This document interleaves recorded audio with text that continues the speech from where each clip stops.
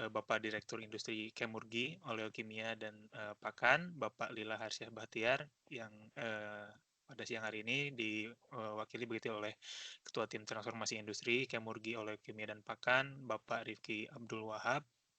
Yang saya hormati Bapak-Bapak tenaga ahli ya, konsultan, ada dari PT Simen, ada Bapak Galih Anandaru, ada Bapak Danu dari PT Accenture Indonesia, ada Bapak Imron Afandi dari PT Lautan Natural Krimerindo. Dan yang saya hormati, tidak lupa juga Bapak Ibu yang dari perusahaan yang hadir pada hari ini dari PT Haida Bioteknologi Indonesia. Sebelumnya saya izinkan menyampaikan salam ya dari Kepala Pusat Optimalisasi Pemanfaatan Teknologi dan Kebijakan Jasa Industri, dikarenakan beliau ini sedang mempersiapkan agenda besar di tanggal 17 September nanti begitu terkait dengan event terbesar Industri 4.0. Jadi beliau harus menugaskan saya begitu untuk hadir pada acara hari ini. Izinkan saya memperkenalkan diri, saya Muhammad Sinan Suratman, saya dari Pusat Optimalisasi Pemanfaatan Teknologi Industri dan Kebijakan Jasa Industri, atau biasanya disingkat dengan Pusat Optikji begitu ya, biar lebih mudah untuk menyebutnya. Izinkan saya menyampaikan beberapa poin begitu ya, yang hendak disampaikan oleh Kepala Pusat kami begitu terkait dengan Making Indonesia 4.0 dan juga program-programnya apa saja gitu, termasuk program pendampingan. Baik, mungkin sebelum masuk ke Making Indonesia 4.0, di sini saya izin untuk menampilkan dulu ada satu slide ya. Jika kita perhatikan begitu pada slide ini adalah teknologi digital produksi gitu ya. Ini bisa memberikan manfaat bagi industri ini yang terbagi ke dalam dua kategori besar begitu. Yang pertama, manfaat pertama ini adalah manfaat yang arahnya ini ke arah new and better product begitu ya, produk baru atau yang produk lebih baik gitu, peningkatan kualitas produk. Slide-nya belum ditampilin Pak Sena ya? Oh sorry, Ya. mohon maaf. Oke, apa sudah bisa terlihat? Oke, udah Pak. Udah. Oke, baik. Nah ini apa namanya manfaat begitu ya dari teknologi digital produksi begitu yang dibagi ke dalam dua kategori besar begitu ya. Yang pertama ini terkait dengan apa namanya produk baru dan produk yang lebih baik atau peningkatan kualitas produk ya. Teknologi digital ini memungkinkan begitu ya kita untuk menciptakan produk yang sebelumnya sulit diwujudkan serta meningkatkan kualitas produk yang sudah ada. Maksudnya apa sih? Nah, contohnya adalah ini new solution misalkan untuk grup-grup yang marginal. Contohnya lahirnya perangkat digital begitu ya untuk kalau di sektor pangan mungkin untuk petani-petani begitu ya, petani-petani kecil yang membantu petani ini untuk menjual hasil panennya ke pembeli yang besar begitu dan mempercepat pengolahan lahan. Lalu mungkin ada juga terkait dengan better quality dan new business model begitu ya. Dengan digitalisasi kita bisa juga memanfaatkan apa namanya layanan begitu ya, layanan yang lebih fokus kepada kebutuhan pelanggan. Jadi bukan cuma menghasilkan produk, tapi dari produk itu kita coba kembangkan juga layanan yang compile dengan produk itu untuk memenuhi kebutuhan pelanggan tertentu, misalkan sesuai kebutuhan loyal customer, misalkan ya untuk customer yang memang sudah sangat loyal dengan kita, dengan petani-petani yang sudah loyal dengan kita gitu, untuk apa namanya meningkatkan engagement dengan customer dengan ataupun dengan apa namanya dengan stakeholder begitu. Lalu untuk yang terakhir ini ada terkait dengan environmental good gitu. Teknologi yang memungkinkan untuk industri menghasilkan produk yang lebih ramah lingkungan begitu ya, menggunakan material yang lebih hijau, juga meningkatkan efisiensi energi dari produk yang dihasilkan. Jelas kalau terkait dengan efisiensi energi nanti larinya ke penurunan cost begitu ya. Artinya dengan digitalisasi ini, perusahaan tidak hanya sekedar memproduksi, tapi juga menciptakan nilai tambah. Nah, ini yang perlu digarisbawahi adalah nilai tambah ya, nilai tambah baru bagi pasar dan juga masyarakat. Sehingga apa namanya memunculkan trust ya di pasar itu terhadap produk ataupun layanan yang kita provide begitu ya. Nah, selain menciptakan produk baru, teknologi digital juga berperan besar begitu ya, meningkatkan efisiensi di dalam perusahaan untuk meningkatkan produk efisiensi begitu ya. Ini yang di poin kedua ini begitu. Nah, apa saja sih gitu yang bisa dihasilkan begitu ya Contohnya yang pertama adalah energi efisiensi dan, optimalisasi, input gitu.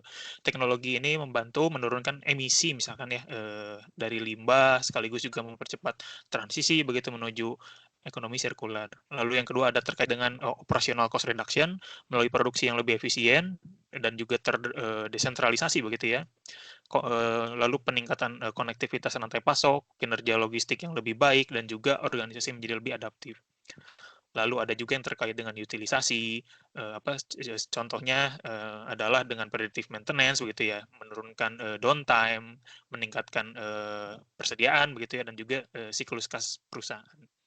Lalu ada juga yang terkait dengan employment quality dan linkages to services, yang membawa manfaat sosial begitu, kondisi kerja lebih aman, misalkan, peluang, kerja begitu ya bagi, segelintir kelompok tertentu misalkan lansia begitu ya, lebih meningkat, dengan, peningkatan keterampilan baru misalnya atau dibantu dengan, teknologi-teknologi digitalisasi ataupun juga dengan teknologi pembantu gitu, lewat otomasi begitu. Dengan kata lain, teknologi digital juga membuat industri bisa lebih efisien, lebih produktif, dan juga lebih, sustainable begitu ya. Lalu, seperti apa sih, gambaran daripada transformasi digital di dunia begitu ya. Nah, transformasi digital itu bukan cuma di Indonesia sudah jelas, juga, ada di, dunia begitu ya. Di dunia ini sudah menjadi gerakan global begitu, bahkan kalau negara-negara di Eropa, itu mereka punya semacam, punya semacam inisiasi bersama begitu ya, secara masif, terkait dengan transformasi digitalnya. Nah, di sini ada, application public private, partnership, ada juga, ICT innovation for manufacturing SMEs, ada juga smart anything, everywhere, dan lain-lain. Nah, program-program ini menjadi payung bersama di negara-negara Eropa ini untuk mendorong digitalisasi lintas negara. Tapi, negara-negara Eropa ini juga memiliki inisiatif masing-masing juga. Contohnya Jerman dengan platform Industri 4.0, Prancis dengan Industry the Future, kemudian Inggris dengan High Value Manufacturing Catapult dan Innovation UK gitu ya. Nah, Belgia Made Different begitu ya, dan Marshall 4.0 dan lain-lain lah di, Italia, Spanyol, Swedia, dan lain-lain. Dengan kata lain, hampir di setiap negara di Eropa itu punya roadmap tersendiri, bukan cuma roadmap bersama. Jadi tidak hanya menunggu, inisiasi dari, secara globalnya, tapi juga punya roadmap-nya, dapurnya masing-masing untuk digitalisasi industri. Namun tetap, selaras dengan kerangka yang ditarget oleh, Uni Eropa begitu. Nah, di Asia bagaimana sih? Nah, kalau di Asia ini kita melihat gerakan yang sama juga. Contohnya, Cina begitu ya, dengan, ciri khasnya mereka ya kita semua tahu made in China begitu ya, dan kalimat ini, siapa sih yang nggak tahu gitu.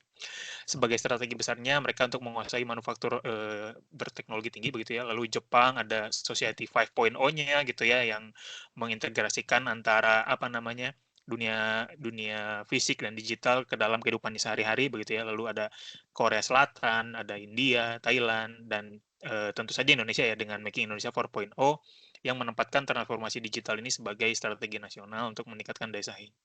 Dari peta ini terlihat jelas bahwa digitalisasi industri adalah agenda global karena hampir di semua negara, baik itu negara maju, juga negara berkembang ya, yang telah memiliki, inisiatif nasional dalam menghadapi, revolusi industri ini.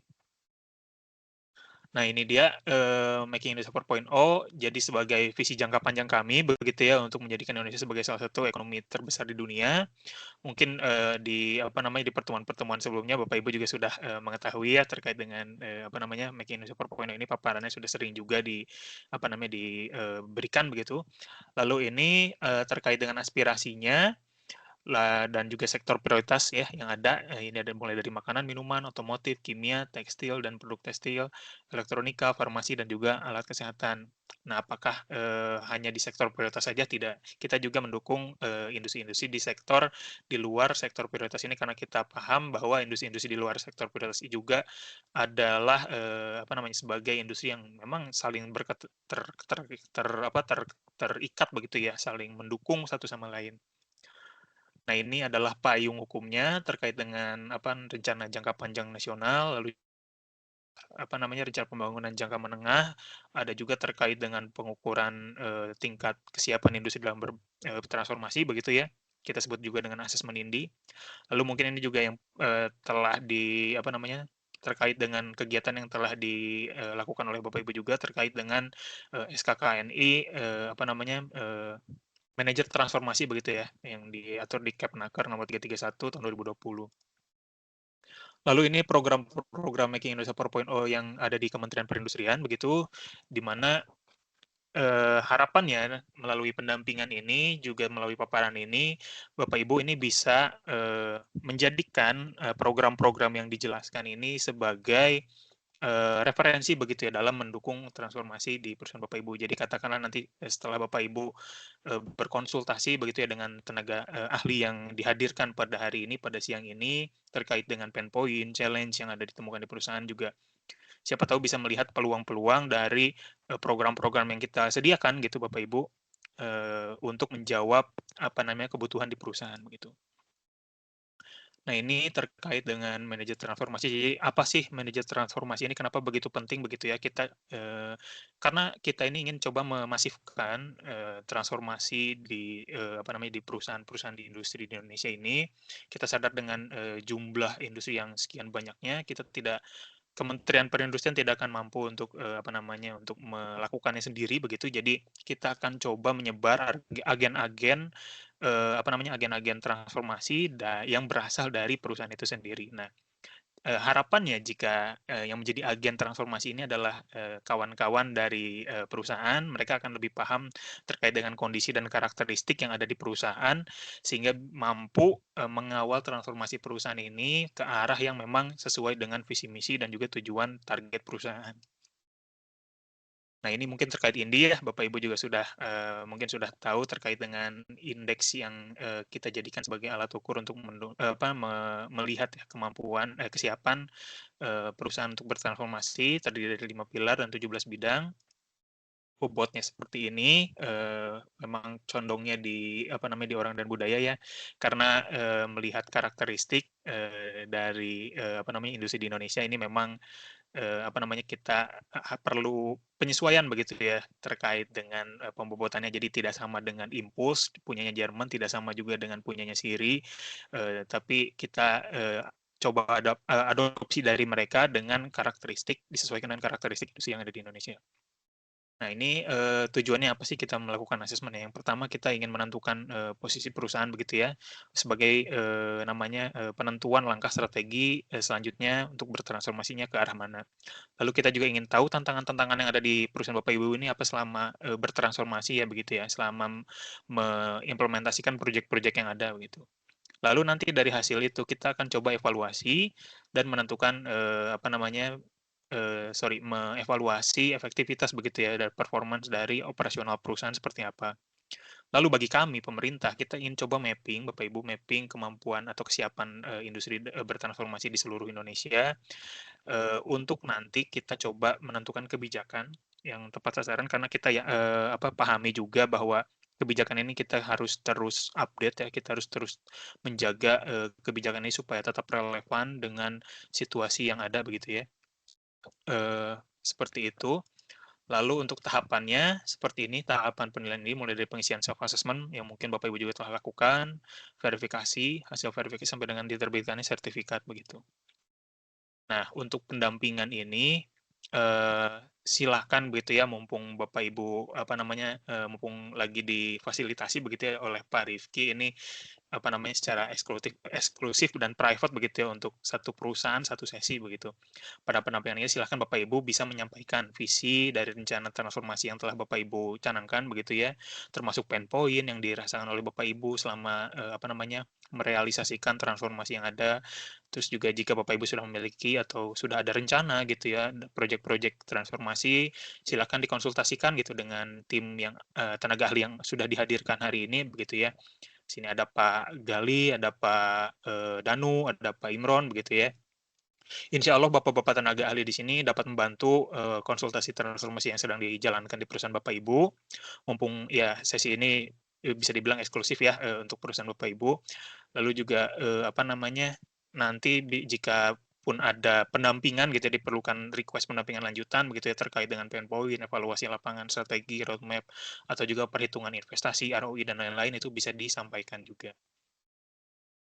Nah, ini mungkin sedikit ya, seperti yang Bapak Ibu ketahui, sedikit apresiasi begitu dari kami pemerintah untuk perusahaan Bapak Ibu yang sudah bertransformasi begitu ya. Nah, saya di sini, mengatakan sedikit begitu karena apresiasi ini hanya bonus yang tidak seberapa jika dibandingkan manfaat yang nanti dirasakan ketika perusahaan Bapak Ibu berhasil melakukan transformasi digital gitu.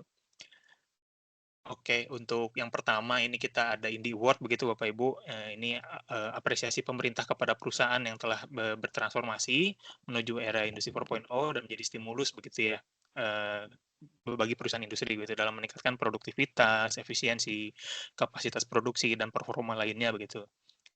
Sejauh ini sudah ada 100 perusahaan yang menjadi champion Indie, terakhir di tahun 2024 gitu ya, kita punya 24 perusahaan di 6 kategori. Ada kategori supply chain management, ada kategori sustainable technology, ada kategori agile organization, ada kategori human capacity building, ada kategori product and services, dan juga yang terakhir paling lengkap mungkin di kategori smart factory. Lalu ada juga National Ethos Industry 4.0, bedanya apa? Bedanya kalau, perusahaan National Ethos ini satu tingkat di atasnya, dia bertindak sebagai role model begitu ya, perusahaan percontohan yang mampu, menampilkan, showcase begitu lewat solusi-solusi yang sudah diimplementasikan, journey-nya seperti apa, terkait dengan penentuan strategi, dan juga menghadapi challenge-nya seperti apa begitu ya. Juga, mampu bertindak sebagai, mercusuar, mampu memandu industri lainnya untuk bertransformasi, itu menjadi mitra kami Bapak Ibu, dalam, menggaungkan semangat transformasi ya. Di sini ada kebetulan hadir juga salah satu praktisinya, ada Pak Imron nih dari, PT Lautan Natural Krimerindo begitu ya. Nah, perusahaan-perusahaan ini adalah perusahaan yang mampu memberikan contoh nyata benefit dari transformasi yang dijalankan. Jadi ini ada 29, sampai dengan saat ini perusahaan nasional Ethos yang ada di Indonesia.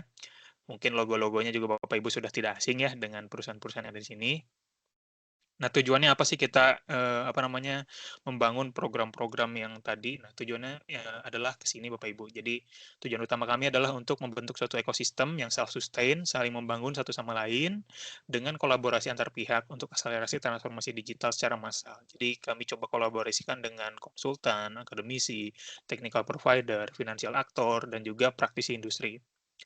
Lalu, program pendukung lainnya ini untuk mengembangkan ekosistem, ini kita punya event terbesar yang, di awal tadi saya coba mention, ini di tanggal 17 sampai 18 September 2025, lokasinya di JCC nanti, adalah event, Indonesia 4.0 Conference and Expo tahun 2025, ini edisi ke-7 pada tahun ini ya begitu, jadi sudah kita laksanakan sejak tahun 2019 kalau nggak salah. Jadi, monggo Bapak Ibu jika memang, ada waktu luang begitu ya, atau menyempatkan diri, bisa datang ke sini begitu ya, untuk melihat beberapa kegiatan inspiratif kami Bapak Ibu. Jadi nanti ada silent conference, ada exhibition, ada warehouse of idea untuk tempat berbagi ide, gagasan, ada juga workshop, ada juga industry world, ada juga, coaching klinik. Nah, coaching klinik ini semacam pendampingan mini begitu ya. Jadi kalau di sini Bapak Ibu kan eksklusif ya, disediakan oleh Pak Rifki. Kalau di sana nanti ada juga, satu ruangan khusus untuk setiap, tamu yang hadir begitu ya, jika memang memerlukan pendampingan, khusus begitu private dengan tenaga ahli juga yang nanti kami hadirkan begitu di sana. Harapannya, nanti, bisa membantu proyek-proyek transformasi yang sedang berjalan di perusahaan Bapak Ibu.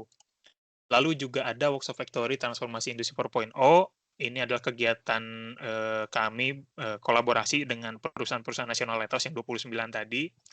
Jadi sampai saat ini sudah ada 10 gitu ya, yang ditangani oleh, kami Workshop Factory-nya, kolaborasi dengan perusahaan-perusahaan yang, logonya tertera ini. Tujuannya adalah kita ingin coba, me apa namanya ya, memberikan, secara langsung begitu ya, gambaran terkait dengan benefit transformasi. Jadi nanti perusahaan nasional atas ini kita, semacam benchmarking lah begitu Bapak Ibu, kegiatan benchmarking, tapi nanti, kita fasilitasi, belajar langsung di lapangan, instrukturnya juga langsung dari perusahaan yang, menyelenggarakan begitu ya. Jadi nanti yang bicara mulai dari manajemen sampai dengan ke level, operator begitu ya. Siapa tahu nanti dari hasil diskusi ini bisa mendapatkan banyak insight terkait dengan journey-nya, challenge, bagaimana cara menghadapinya, lalu sampai ke penerapan yang memang teknis banget gitu di lapangan, yang biasanya kalau kita orang-orang kementerian itu agak sulit begitu ya untuk menjawab pertanyaan-pertanyaan yang teknis begitu ya. Nah, ini bisa langsung dijawab oleh teman-teman yang di lapangan secara langsung. Jadi lebih satu frekuensi lah harapannya dengan dari perusahaan ke perusahaan begitu untuk penyampaiannya. Lalu ini ada yang terakhir adalah capaian Making Research 4.0 sampai dengan saat ini ada 1.300-an perusahaan yang melakukan self assessment, ada 100 industri yang mendapatkan penghargaan INDI, 29 industri menjadi National Lighthouse, 2 industri diakui sebagai Global Lighthouse begitu ya. Lalu 300-an industri yang telah diberikan pendampingan, 20 ribuan IKM yang mendapatkan pembinaan begitu, dan kita telah bangun 8 capability center, juga 6.000 peserta yang telah kita berikan training, dan kita telah cetak 200-an manajer transformasi industri 4.0 sampai dengan saat ini. Ya, akhir kata mungkin izinkan saya mengutip perkataan begitu dari Jen Ross dari MIT, katanya jelas bahwa yang bertransformasi ini sebenarnya bukanlah teknologinya, tapi teknologi yang mentransformasi kita begitu. Terima kasih Bapak Ibu atas waktu yang diberikan kepada saya. Harapannya dengan pemaparan ini bisa menjadi referensi ya terkait dengan program-program dukungan Kemenperin untuk mendukung pendampingan transformasi di perusahaan Bapak Ibu. Sesi selanjutnya saya kembalikan kepada Bapak Rifki. Sekali lagi saya ucapkan terima kasih.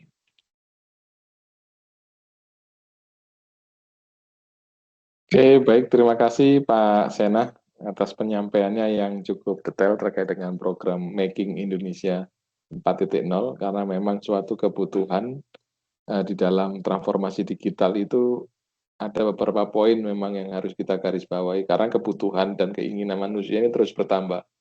Teknologi terus berkembang sangat cepat, jadi itu kompleksitinya di situ sudah. Menciptakan peluang baru inovasi, dan tentunya meningkatkan daya saing dan relevansi pasar global. Jadi tantangan yang harus kita hadapi adalah ya pastinya adalah meningkatkan efisien operasionalnya. Jadi tujuannya untuk apa? Untuk sebatas keamanan, integrasi, dan kesetiaan informasi. Jadi kami harapkan nanti Bu Mutia dari PT Haida bisa memberikan gambaran kepada kami seberapa ini diskusi Bu, artinya kita lebih banyak diskusinya dan kita memberikan masukan-masukan terkait apa yang menjadi kendala dan rencana mitigasi ke depannya seperti apa. Karena nantinya Bu Mutia, karena apalagi nanti perusahaan ini dalam proses untuk penyiapan ke arah komersial, jangan sampai human error-nya kan pasti ini masih fluktuatif ini, masih tinggi nih gitu. Nah, kedepannya kami harapkan ini bisa berkembang dengan baik dan istilahnya banyak dukungan yang kita berikan dari Kementerian Perindustrian kepada PT Haida. Kami harapkan nanti ini bukan audit yang itu Bu ya, jadi kita lebih banyak diskusinya Bu, ngobrol, lepas saja Bu, nggak apa-apa, silakan. Nanti apa yang menjadi kendala, kalau misalkan ada orang production hadir di situ akan lebih baik lagi.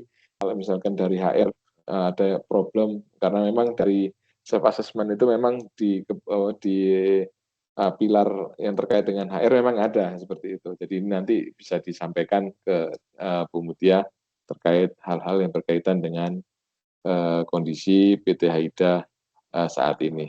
Untuk itu mungkin sebelum ke tenaga ahli yang lainnya, mungkin kami persilakan Bu Mutia untuk bisa menyampaikan mungkin company profilnya, profil yang proses produksinya yang sedang ini dilakukan, rencananya ke depan seperti apa, dan rencana mungkin ada hambatan-hambatan bisa disampaikan. Silakan Bu Mutia.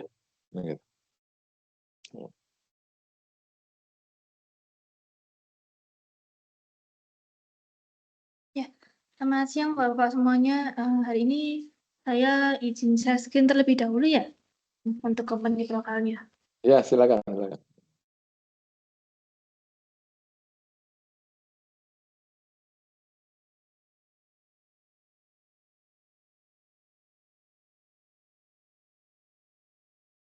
Ya, apakah sudah terlihat untuk PPT-nya? Ya, udah terlihat. Oke. Tinggal di slide show aja, Bu. Oke. Ya, sudah ya. Oke. Iya. Selamat siang Bapak-bapak semuanya. Hari ini saya membantu Bu Mutia ya untuk menyampaikan company profile. Nama saya Katalina sebagai HR di Haida Bioteknologi. Ya, jadi untuk perusahaan kami namanya PT Haida Bioteknologi Indonesia. Moto kami adalah teknologi Haida, pelayanan yang menciptakan nilai. Artinya kita ingin membangun nilai untuk para customer kita dan untuk para karyawan kita. Kemudian untuk hari ini materi yang akan saya sampaikan ada 4 seksi. Pertama ada tentang Haida sendiri, kemudian produk-produk dari Haida, kemudian pencapaian dan nilai kompetitif kita, dan rencana kita di masa depan itu apa. Yang pertama, PT Haida ini terletak di Kabupaten Lampung Selatan ya, di Jalan Raya Serdang. Kemudian PT Haida ini adalah anak perusahaan dari Guangdong Haida Group. Guangdong Haida Group ini ada di China, lebih tepatnya di kota Guangzhou. Nah, untuk perkenalan sedikit, Haida itu waktu di China sana, itu didirikan pada tahun 1998. Kemudian Haida Group ini awalnya ini tidak bergerak di bidang langsung pakan ternak, tapi lebih ke premix ikan aja. Kemudian dia mulai berkembang, merambah ke bisnis-bisnis lainnya. Nah, sekarang sih untuk rantai bisnis yang di Haida Group sana ada pakan, kemudian ada bibit ikan dan bibit udang. Kemudian kita juga ada budidaya untuk di bagian poultry, babi, kemudian ada biofarmasinya, obat-obatannya, dan sampai ke makanan jadinya. Tapi itu kalau yang di China, kalau yang di Indonesia kita belum bisa ngejar sampai selengkap itu. Kemudian sudah terdaftar di pasar A sektor pakan pada tahun 2009. Nah, untuk Haida sendiri, di seluruh dunia, Haida ada 600 anak perusahaan, termasuk di China-nya sendiri dan di luar China. Untuk jumlah karyawannya ada 40.000 karyawan lebih. Kemudian untuk sejarah PT Haida sendiri yang ada di Indonesia, pada tahun 2017, kita mulai membangun PT Haida Agriculture. Nah, PT Haida Agriculture ini tempatnya ada di Pasuruan sana. Fokusnya ada di produksi pakan ternak. Kemudian selain produksi pakan ternak, kita juga ada mendirikan untuk trading, PT Surabaya Haida Trading. Kemudian tahun 2019 kita sudah mulai beroperasi untuk pakan ternak poultry, dan Desembernya ini line yang ikan juga sudah mulai beroperasi. Kemudian pada tahun 2020, itu kan waktu COVID ya. Waktu COVID walaupun pandemi karena mungkin ini ya, karena kita kan pakan ternak, orang-orang pasti kan makan. Jadi untuk bisnis pakan kita tetap ada keuntungan di tahun itu. Kemudian pada tahun 2021, kita mulai yang di Pasuruan sana kita tambah untuk kapasitas produksinya. Jadi kalau di Pasuruan sana, Haida Agriculture itu kapasitas produksinya 35.000 ton per bulan. Kemudian tahun 2022 kita mulai buka lagi untuk yang di Lampung sini di PT Haida Bioteknologi, dan di tahun 2023 kita sudah mulai pembangunannya. Pembangunannya kira-kira hampir 1 tahun lebih lah. Jadi 2025 kemarin, 2025 Januari tanggal 18, kita sudah melakukan grand opening dan PT Haida Bioteknologi sudah mulai resmi beroperasi. Itu untuk sejarah singkat dari PT Haida dan Haida Group ya. Kemudian untuk visi, misi, dan nilainya Haida sendiri. Untuk visinya, kita ingin jadi pemimpin terbaik di kelas sektor pakan ternak sini, di seluruh dunia, dan menjadi perusahaan pertanian dan peternakan berteknologi tinggi yang berkelanjutan. Nah, untuk misinya, kita ingin melalui usaha keras kami, melalui teknologi yang kita pakai, kita membantu para petani, para pembudidaya berkembang.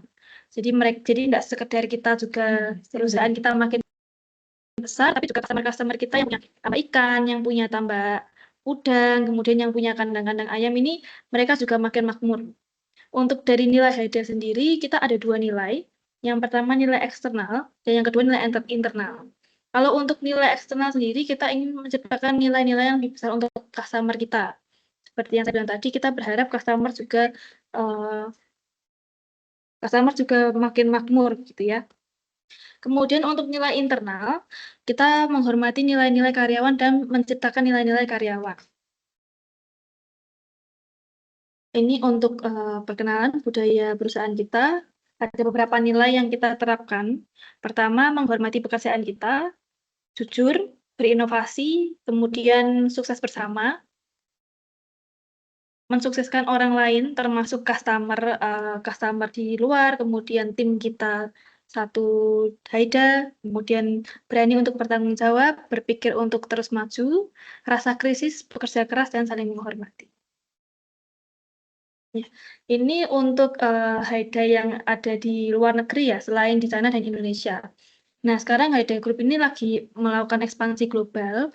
Jadi, selain di Indonesia dan di China, kita juga ada di negara-negara lain. Contohnya ada di Mesir, kemudian ada di Vietnam, di di Laos, kemudian di Thailand, ada juga di Ekuador, dan masih ada banyak negara lainnya. Nah, untuk Haida Group yang ada di Indonesia sendiri, sekarang ada beberapa perusahaan. Yang pertama, untuk yang manufaktur pakan ternak ada 2, di PT Haida Agriculture Indonesia di Pasuruan, dan di PT Haida Bioteknologi di Lampung.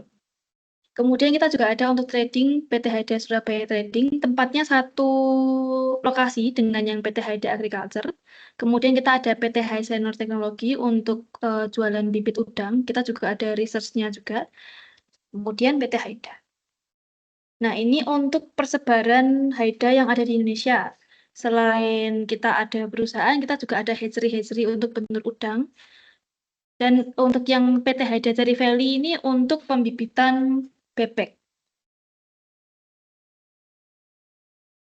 Untuk struktur organisasi kami bisa dilihat di sini ada direkturnya, kemudian ada kepala pabriknya. Kepala pabrik ini membawahi langsung General Marketing Manager dan manajer-manajer per departemennya. Nah, untuk produk kami ada pakan ya pastinya ya. Kita di sini ada pakan ikan. Pakan ikannya pun kita juga cukup macam-macam. Jadi tidak cuma satu macam aja. Ada pakan ikan apung, pakan ikan lele, nila, patin. Kemudian untuk akuatiknya selain ikan kita juga ada untuk udang. Nah, untuk udang kita lebih fokus ke udang faname. Kemudian untuk poultry produknya kita ada untuk ayam, bebek, puyuh. Nah, untuk ayamnya sendiri ini ada macam-macam ya. Ada yang ayam untuk broiler, ayam petelur juga ada. Kemudian untuk pencapaian kami dan nilai kompetitif kami, yang pertama, Haida Group pada tahun 2023, kita pendapatan operasionalnya itu mencapai 2,6 triliun. Kemudian untuk pakan tahunan Haida Group itu berada di peringkat pertama di dunia. Kemudian untuk kita juga masuk ya di Haida ini masuk ke 500 perusahaan terbesar di China dan masuk Forbes Global 2000 dan Fortune China 500. Nah, untuk pakan tahunan kita pada tahun 2023 kita menjual mencapai 24,4 juta ton. Nah, untuk di Haida sendiri yang di biotek ini yang di Lampung ini memang tidak sebesar yang di Pasuruan. Kalau di Pasuruan ini kita kan belum produksi, cuma untuk kapasitasnya sudah diperkirakan. Kalau di Pasuruan sana kan tadi saya bilang kan sekitar 35.000 ton per bulan. Kalau kita di Lampung ini diperkirakan sekitar 10.000 sampai 12.000 ton per bulan. Nah, untuk nilai kompetitif kita apa? Seperti yang saya bilang tadi, kita di sini di Haida sangat dituntut untuk selalu belajar. Selalu belajar dan selalu inovasi ke depan gitu ya. Jadi untuk customer kita mau memberikan yang terbaik. Jadi kita akan selalu belajar teknologi yang terbaru. Kalau misalnya ada tambak-tambak udang yang dia mengalami kesusahan waktu budidayaannya, nanti kita akan kirim orang ke sana untuk membantu menyelesaikan masalah gitu. Nah, kalau untuk nilai internalnya, kita ingin karyawan-karyawan kita ini tidak sekedar bekerja, tapi juga bisa memunculkan nilai-nilai karyawannya mereka gitu ya. Nilai-nilai lebih untuk sama. Nah, untuk ke depan, Ke depan kita ini lagi progres untuk bangun 2 pabrik lagi di Jawa Tengah dan di Jawa Barat. Dua-duanya sudah mulai beli tanah. Kalau yang di Jawa Barat ini di Cikande, kalau Jawa Tengah di Kendal, Semarang sana. Nah, untuk progresnya di tahun 2027 dan 2030 kita ingin juga untuk membangun 3 pabrik di luar Pulau Jawa. Gitu. Ya, sekian company profile dari PT Hydra Bioteknologi. Terima kasih. Oke, baik. Terima kasih Bu Mutia dan tim. Terima kasih atas suara saya jelas ya? Ya, jelas.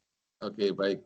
Jadi artinya kami lihat memang ini kan artinya perusahaan yang headquarter-nya ada di Cina ya, artinya dan punya. Iya, betul. Nah, seperti itu. Jadi artinya perusahaannya sebenarnya sudah, kalau saya lihat journey-nya sudah kelihatan kalau yang di headquarter-nya. Tinggal nanti headquarter yang ini bisa menelurkan beberapa konsep yang ada di beberapa plan yang lain. Artinya kan roadmap sudah ada, roadmap besarnya sebenarnya sudah ada ini. Tinggal kita telurkan aja ke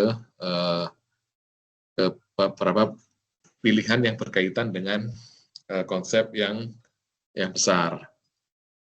Mungkin kalau saya bisa sedikit informasikan mungkin isu-isu yang menjadi krusial tadi itu apa ya? Suaranya kurang jelas, Pak. Kenapa? Maaf, suaranya kurang jelas. Gimana, Pak? Oke. Isu-isu yang menjadi krusial itu apa ya? Baik. Dalam poin-poin isunya itu apa aja, Bu? Iya, sebentar. Sebentar saya jelaskan dulu.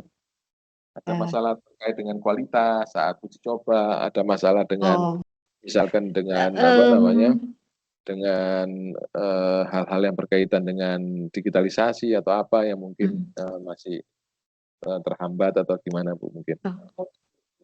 Terus terang begini, Pak, perusahaan kami kan karena PMA biasanya kan untuk perizinan itu langsung dari kementerian, Pak.